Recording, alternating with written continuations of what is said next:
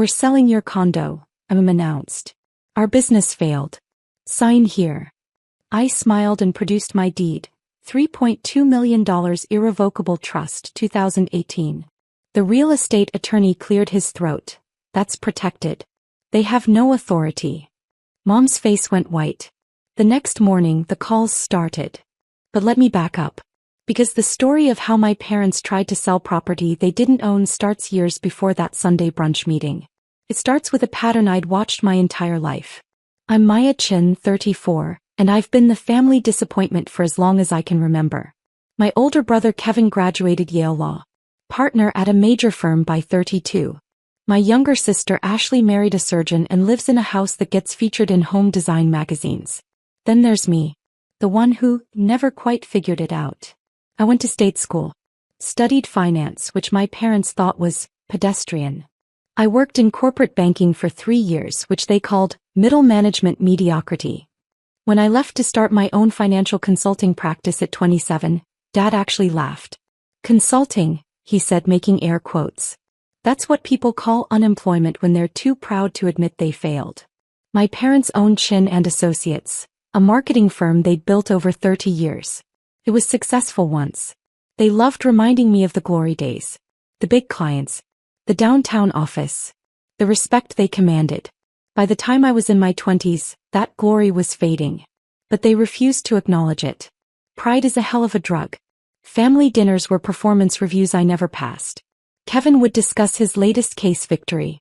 Ashley would show photos of her remodeled kitchen. I would mention a new client and Dad would change the subject. How's the job hunt going? Mom would ask as if my business didn't exist. I have a business, Mom. 12 clients currently. Oh, that's nice, dear. But when are you going to get a real position? With benefits. It wore me down for years. The constant dismissal. The way they introduced me at parties. This is Maya, she's figuring things out. The sympathy looks from their friends. When I was 29, I made my first million. A client I'd advised on portfolio restructuring gave me a significant bonus when they saved $800,000 in taxes. I didn't tell my family. I'd learned by then that success I achieved didn't count in their eyes. Instead, I met with a financial advisor and an attorney. We set up structures. Prediction. Strategy. By 31, I was doing extremely well. Corporate clients paying $15,000 to $50,000 for comprehensive financial planning. Investment consulting that earned me percentage points on successful outcomes. I was clearing $400,000 annually, working from home in my pajamas while my family thought I was still trying to make consulting work. That's when I bought the condo. It was a 3-bedroom penthouse in downtown Seattle. Floor-to-ceiling windows. View of the Sound. The building had a gym, a rooftop terrace, and security that actually paid attention. List price, $2.8 million. I paid $3.2 million after a bidding war. My attorney set it up as an irrevocable living trust. Federal protection. Established April 2018. The trust documents were airtight. Nobody could touch it. Not creditors. Not lawsuits. Not family members with bad ideas. I moved in and said nothing. When Mom asked where I was living, I said, downtown. When Dad asked about rent, I said, it's manageable. They assumed I was in some studio apartment barely scraping by. I let them assume. Kevin visited once. Walked through my space with barely concealed shock. How are you affording this? He asked. Consulting pays better than you think, I said. He looked skeptical but didn't push. Kevin was too busy being important to worry about his failure sister's living situation. The truth was I wasn't just consulting anymore. By 32, I'd transitioned into private wealth management for tech executives. My clients were CTOs and founders who needed someone to manage their sudden money. I charged $100,000 annual retainers. I had 8 clients. I was making $1.2 million annually. My family still thought I was struggling. The next 2 years were the most professionally satisfying of my life. I expanded my client base to 12 high-net-worth individuals. I brought on an associate to handle the administrative work. I established an LLC for my consulting practice. I invested heavily in index funds and commercial real estate. By 34, my net worth was $4.7 million. I still showed up to family dinners in Old Navy jeans and drove a 7-year-old Honda Civic. My parents' pity was easier to tolerate than their jealousy would have been. Meanwhile, their business was dying. Chin and Associates was bleeding clients. The marketing world had moved digital and my parents refused to adapt. Dad called social media a fad for teenagers. Mom thought email campaigns were impersonal. They were hemorrhaging money but maintaining appearances. Expensive office lease they couldn't afford. Country club membership they couldn't justify. Lifestyle their revenue no longer supported. I watched it happen from the outside. Offered help once. If you need financial advice, I could look at your books, I said at Christmas dinner year 33. Dad's face turned red. When I need business advice from someone who works in their pajamas, I'll let you know. Kevin laughed. Ashley changed the subject. I stopped offering. By summer of this year, I heard through Kevin that they'd taken out a second mortgage on their house. Then a business line of credit. Then loans from friends. The debt was crushing them. I felt bad. Genuinely. These were my parents. But every time I considered helping, I remembered every dismissive comment. Every introduction where they couldn't muster pride. Every time my success was invisible because it didn't fit their definition. I wasn't hiding my success. I was watching. Waiting. Testing. Would they ever ask? Would they ever acknowledge I might actually know what I was doing? They never did. The brunch invitation came via group text. Mom, family meeting Sunday 11 a.m. Important. Everyone must attend. Kevin responded immediately, I'll be there. Ashley, wouldn't miss it. Should I bring anything? I replied, see you then. No pleasantries. No explanation. Just the command to appear. I arrived at their house Sunday morning. The same house I'd grown up in, now showing signs of deferred maintenance. The lawn needed work. Paint was peeling on the shutters. Inside, Kevin and Ashley were already at the dining table. A man in a suit sat with them. Late 50s, silver hair, expensive briefcase. Screamed attorney.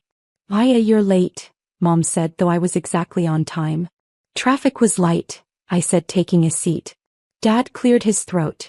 We've called you here to discuss a family matter. A solution to a temporary business setback. Temporary. Of course. The attorney introduced himself as Richard Vance, real estate attorney. He had papers spread across the table. Your parents' business has encountered cash flow challenges, Vance said carefully. They need to liquidate some assets to restructure their debt. Kevin nodded along like he'd already been briefed. Ashley looked concerned but supportive. We're selling the beach house, Dad said. And your condo. The room went silent. I blinked. I'm sorry, what? Your condo, Mom repeated. The one downtown. We're selling it. You're selling my home? Maya, don't be dramatic, Dad said. We're selling the condo that we've been helping you afford. It's a family asset. My heart rate didn't even spike. I was genuinely curious where this was going. You think you own my condo? We've been contributing to your rent for years, Mom said. We have records of every transfer. That was technically true. They'd sent me money periodically. Help with rent, they called it. Usually around holidays, usually $500 to $1,000. I'd deposited the checks and never corrected their assumption. The money was maybe 1% of my actual mortgage, which I'd paid off in 2021. The property will sell quickly, Vance said. Downtown Seattle market is strong. Estimate $2.90 to $3.10 million. After closing costs and our commission, the proceeds will clear your parents' debt completely. And where exactly am I supposed to live? I asked. Ashley reached across the table. Maya, we know this is hard. But family helps family. You can stay with us for a few months until you find something affordable. Something affordable. In their minds, I was about to be homeless and desperate. Kevin added, it's actually good timing for you. Downtown living is expensive. You'll save money in the suburbs. The suburbs. Like I was a college graduate moving back home. Dad slid papers across the table. We need your signature. Transfer of deed, listing agreement, authorization for sale. I looked at the documents. They'd actually prepared everything. Listed themselves as owners. My name appeared only as current resident. This is quite a lot to process, I said calmly. Maya, our business is at stake, Mom said, voice rising. The company your father and I built for 30 years. You can't be selfish right now. Selfish. That word hung in the air. Just sign the papers, Dad said. We'll handle everything else. I smiled. Actually smiled. Then I opened my purse and pulled out a folder I'd brought for exactly no reason except intuition. The trust documents. The deed. The title report. All of it. I slid my folder across the table, past their listing agreement and opened it to the first page. Before I sign anything, I said, I thought you might want to see this. Vance leaned forward. His eyes scanned the top document and his expression changed. Professional mask slipping into something like alarm. What is that? Dad demanded. The deed to my condo, I said. Want to read it? Mom snatched the paper. This doesn't make any sense. Says, Maya Chin Irrevocable Living Trust, established April 2018. Keep reading, I encouraged. Property value $3.2 million. Purchase price $3.2 million. Trust designation, Federal Protection under IRC 2036. Her voice trailed off.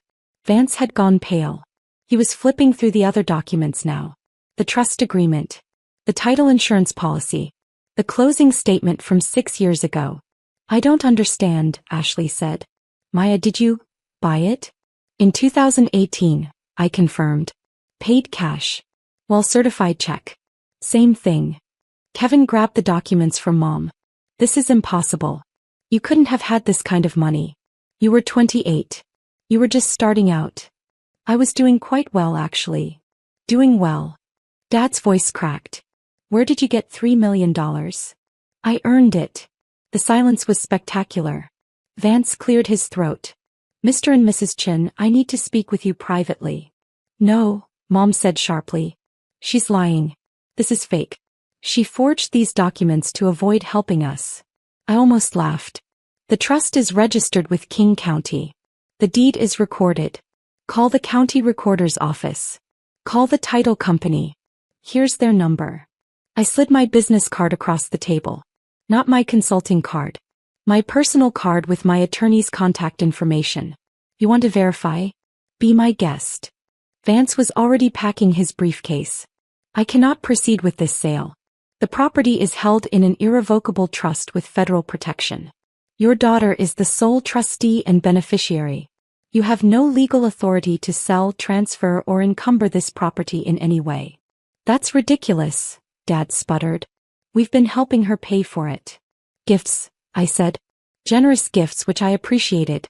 But you've given me maybe $30,000 total over 6 years. My mortgage was $12,800 monthly before I paid it off. Do the math. Kevin was doing the math. I could see it on his face. $12,800 a month that's over $150,000 a year just for the mortgage. Paid it off in 3 years, I added. Saved me about $340,000 in interest. Ashley looked like she might cry. Maya, how is this possible? Financial consulting, I said. Turns out it pays pretty well. The room erupted. You've been lying to us for years. Mom's voice hit a pitch that probably bothered the neighbor's dogs. I never lied, I said calmly. You assumed. I let you. Dad pointed a shaking finger at me. You let us think you were struggling. You took our money. You sent money without asking if I needed it. I accepted it graciously. There's a difference. Kevin stood up, pacing. This is insane. You bought a $3.2 million property at 28? That's what senior partners make. How? Client bonuses, consulting fees, investment returns. I'm good at what I do. But you never told us, Ashley said, wounded. We're your family. Would you have believed me? I asked. If I'd come to Christmas dinner at 28 and said, I just bought a $3.2 million condo, what would you have said? Silence. You would have accused me of lying then too. Or assumed I'd done something illegal. Or married someone rich. Because in your minds I'm the family failure. Nothing I achieve changes that narrative. Mom's hands were shaking. How dare you? After everything we've done for you. What exactly have you done for me? The question came out quieter than I intended. We raised you. We paid for your education. State school on scholarships. I took loans for the rest. Paid them off by 26. We gave you opportunities. You gave Kevin and Ashley opportunities. You gave me disappointment every time I didn't meet your impossible standards. Dad slammed his hand on the table. This is about our business. We're losing everything. And you're sitting on millions while we drown. There was the real anger. Not that I'd hidden my success. That I had success while they were failing. You never asked for help, I said. Not once. I offered to look at your books 2 years ago. You laughed at me. Because you don't know anything about running a real business. I manage $47 million in client assets. I have 12 clients paying me $100,000 annually each. I clear $1.2 million a year working from my condo in my pajamas. I think I know a little about business. The number hit them like a physical blow. $1.2 million? Kevin's voice was barely a whisper. That's more than I make. It is, I confirmed. Ashley covered her mouth. Mom sat down heavily. Dad looked like he might have a stroke. Vance stood up. I'm leaving. Mrs. Chin, Mr. Chin, you need different counsel. I specialize in property sales, not family therapy. Wait, Mom called after him. There has to be something. She owes us. We're her parents. Vance turned back, professional to the end. She owes you nothing. The property is legally hers. Has been for 6 years. My advice. Hire a financial consultant to help restructure your business debt. Perhaps your daughter would be willing to help. He gave me a slight nod and left. The sound of the door closing was deafening. You could still help us, Mom said finally. You have the money. I agreed. Then do it. We're your family. Let me ask you something, I said. If I help you now, will anything change? Will you stop introducing me as the daughter who's figuring things out? Will you acknowledge I'm successful? Will you respect what I do? Dad's jaw clenched. This isn't about respect. It's about family loyalty. Loyalty works both ways. I've spent 34 years trying to earn your respect. Your approval. Your basic acknowledgement that I might know what I'm doing. I never got it. Because you hid everything. Ashley protested. I tested you. For 6 years. Waiting to see if you'd ever ask me about my business instead of asking when I'd get a real job. Waiting to see if you'd notice I wasn't struggling. Waiting for basic curiosity about your daughter's life. Kevin sat back down. So this is revenge. We're losing everything and you're teaching us a lesson. This is boundaries, I corrected. I'm not responsible for your business failures. I'm not responsible for your debt. I'm not your retirement plan or your emergency fund. Mom started crying. Real tears. How can you be so cruel? Cruel was every dismissive comment. Every time you made me feel small. Every family dinner where my success was invisible. Every introduction where you couldn't find one positive thing to say about me. We were trying to motivate you. You were trying to feel superior, I said quietly. And now that you need something from me, suddenly I'm supposed to forget all of that? Dad's face was red. You're just like your grandmother. Calculating. Money obsessed. I'm financially responsible. There's a difference. You're letting your family fail. I'm letting you experience the consequences of your choices. Your refusal to adapt. Your pride. Your spending. None of that is my responsibility. Ashley tried again. Maya, please. Think about Mom and Dad losing the house. Losing the business. Can you really watch that happen? I took a breath. This was the moment. The choice point. I'm willing to help, I said. Relief flooded their faces. But not the way you want. The relief vanished. I'll hire a business consultant to assess whether Chin and Associates can be saved. If they recommend restructuring, I'll pay for that consultant's services. If they recommend bankruptcy, I'll help you through that process. I'll connect you with a financial advisor to create a realistic budget. I'll review any debt settlement offers. That's not help, Dad said bitterly. That's an audit. That's professional help. What you need. Not a blank check. We need money, Maya. Real help. Money won't fix a business model that doesn't work. It'll just delay the inevitable. Mom stood up abruptly. Get out. Excuse me. Get out of our house. If you won't help your family, you're not welcome here.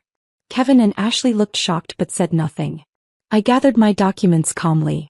I'll send you the contact information for the business consultant. His name is Marcus Webb. He's excellent. He helped 3 companies restructure last year. All 3 are now profitable. We don't want your consultant. Dad yelled. Then you don't want help. You want rescue. Those aren't the same thing. I walked to the door. Turn back. When you're ready to have a real conversation about solutions instead of just demanding money, call me. Until then, I'll be in my $3.2 million condo that you don't own. I left. The call started at 6:47 a.m. the next morning. Mom, Paya, we need to talk. Call me immediately. Kevin, what you did yesterday was unbelievable. Call Mom. Ashley, please just help them. I know you're hurt, but they're desperate. I silenced my phone and went to work. By noon, I had 23 missed calls and 47 text messages. The messages got progressively more desperate. Mom, 8:15 a.m., the bank called. We need to make a payment by Wednesday. Kevin, 9:30 a.m., I talked to some colleagues.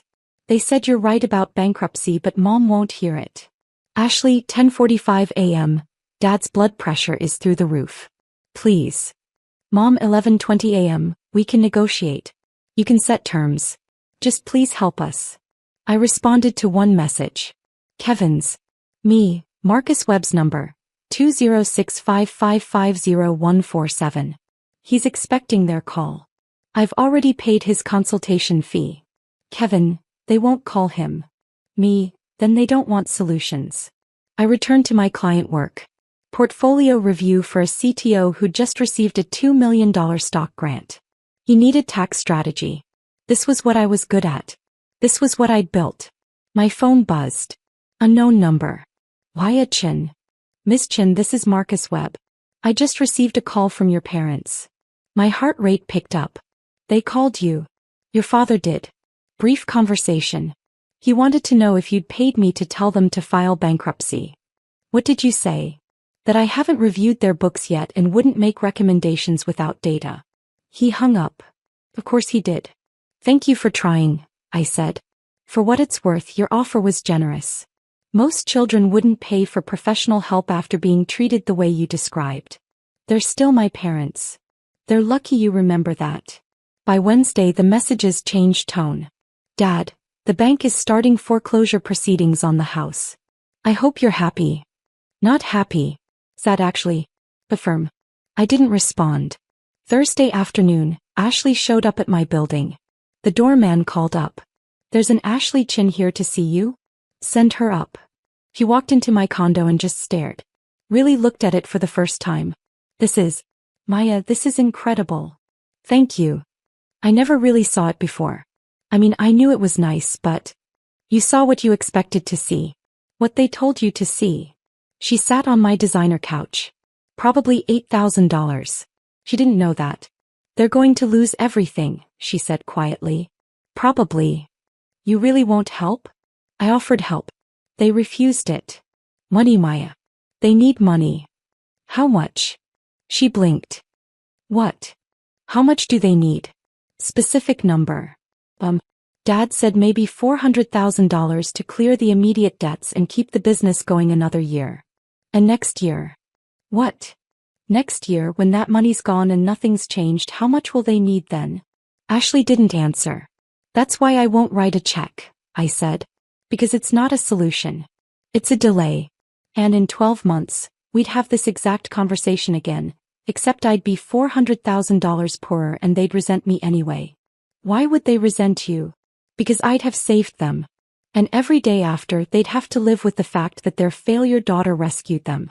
That's a pill they'll never swallow. Ashley stared at her hands. You've thought about this a lot. For 6 years I've been waiting for them to see me. Really see me. Not the version they wanted. Not the disappointment. The actual person I became. They never did. Maybe because you hid it. I didn't hide it. I stopped trying to prove it. There's a difference. She stood to leave. For what it's worth, I'm sorry. About how they treated you. How we all treated you. Thank you.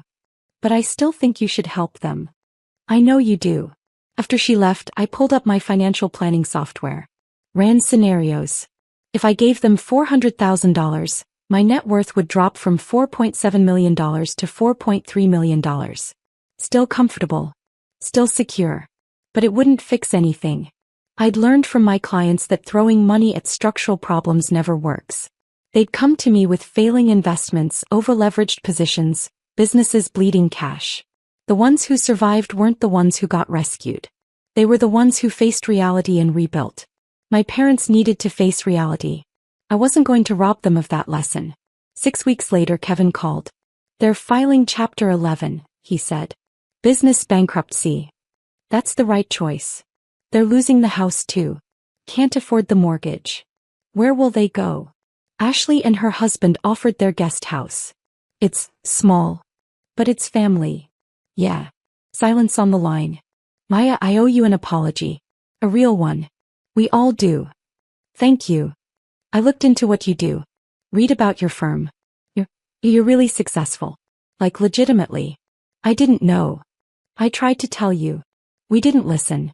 We saw what we wanted to see. What we needed to see to feel superior. That admission meant more than money could." "How are they doing?" I asked. "Angry. Embarrassed. Mom won't leave Ashley's guest house. Dad's been applying for jobs. It's rough. It'll get better." "Will it?" "If they learn from it, yes." 2 months after that, I received a letter. Handwritten. From Mom. "Maya, I don't expect you to forgive me. I don't know if I'd forgive me. Marcus Webb was right. The business was dying and I couldn't see it. Your father and I lived in denial for years.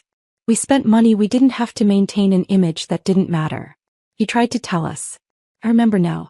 Little comments over the years about changing markets, digital strategy, financial planning. We dismissed all of it because accepting your advice meant accepting you knew more than us. That terrified me. I wanted you to be the one who needed us. The one who proved we were still important, still wise, still in control. When you succeeded without us, it felt like rejection. But you didn't reject us. We rejected you. Your father and I are living in a 600 square foot guest house. He's working as a marketing consultant for a startup. I'm doing freelance social media management. The irony isn't lost on me. We make $85,000 combined now.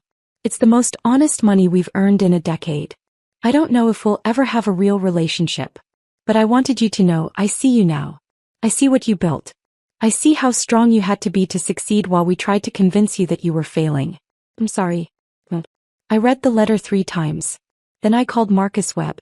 "If they wanted to take business classes, community college, or online courses, would you recommend any?" "Several." "Are you paying?" "Anonymously. Through a scholarship fund." "That's kind of you. They're still my parents." I set up a $50,000 education fund in their names. Sent the information through Marcus. Told him not to reveal the source. They'd learn eventually. Or not. Either way, I'd done what I could. 3 months later, I saw Dad at a coffee shop near my condo. He was sitting with a laptop, video call in progress, clearly working. He looked smaller somehow. Older. But also more present. Our eyes met across the cafe. He closed his laptop. Walked over. "Why, Dad. I'm working with a client. Startup launch. They needed marketing strategy." "That's great." "It is actually. It's different than before. Honest work. Fair pay." We stood in awkward silence. "Your mother told you about the letter?" he asked. "She did. I should have written one too. I was ashamed." "I understand." "No, you don't. You're 34 and more successful than I ever was. You did it without help, without connections, without anyone believing in you. And I spent years trying to convince you that you were failing. You were protecting your ego. I was being cruel." I nodded. "Yes. You were." He flinched but didn't argue. "But you're learning now," I added. "That counts for something. Does it count enough?" I thought about that. "Ask me in a year." He smiled sadly. "That's fair." He went back to his table. I got my coffee. As I left, I glanced back. He was working again. Focused. Engaged. Maybe he'd make it. Maybe they both would. But either way, I'd learned the most important lesson. I didn't need their approval to be successful. I didn't need their validation to know my worth. I'd built something real. Something mine. And that $3.2 million condo? Every time I walked through the door, it reminded me, I was never the family failure. I was the one who succeeded despite them. That's a different thing entirely.